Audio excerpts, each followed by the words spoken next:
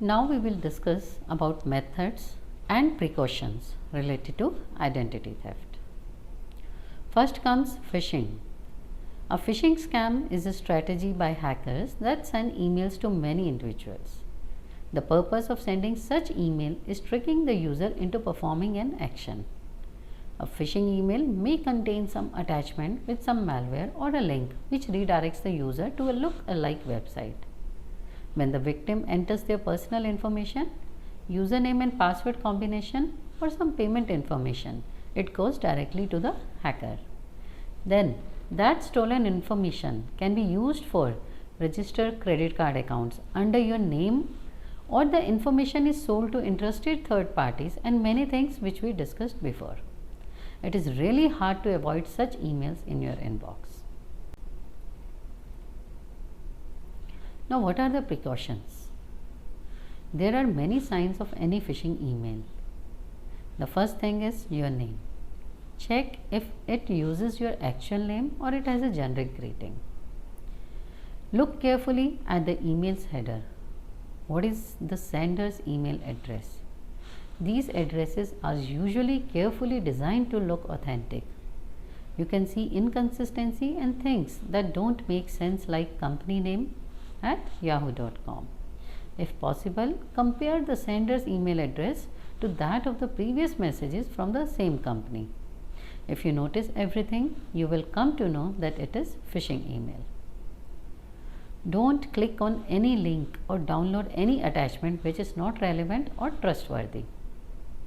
Install antivirus on your system and phone too. Create filters for spam or phishing emails. Next comes pharming. It is a fake version of original websites. The hacker has access to the website server. He then redirects address to some fake version by changing some file of original website. That means that everyone who is visiting the website is automatically redirected to the bogus version. Typically, hackers use these fake versions to get personal or credit card information from user and then use that information to commit identity theft. But it can also be used for some malware to be installed on your system. Here comes its precautions. Use a trusted, legitimate internet service provider. Install antivirus.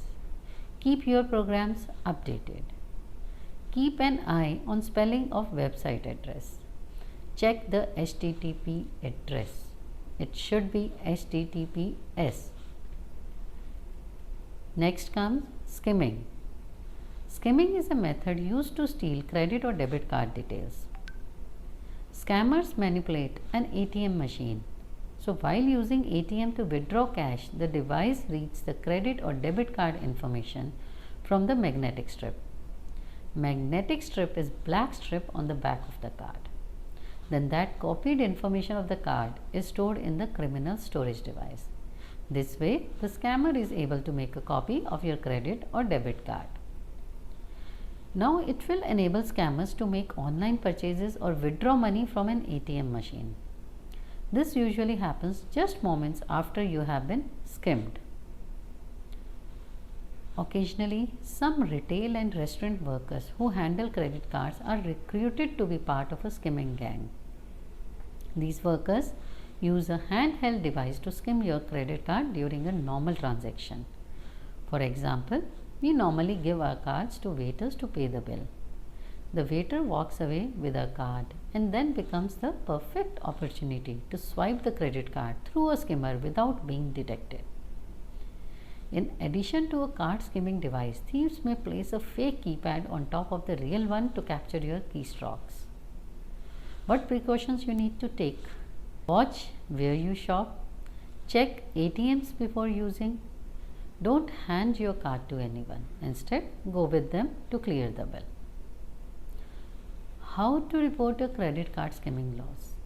Many banks and credit card issuers detect many fraudulent transactions and may not process suspicious charges until you verify that you initiated the transaction through SMS or call.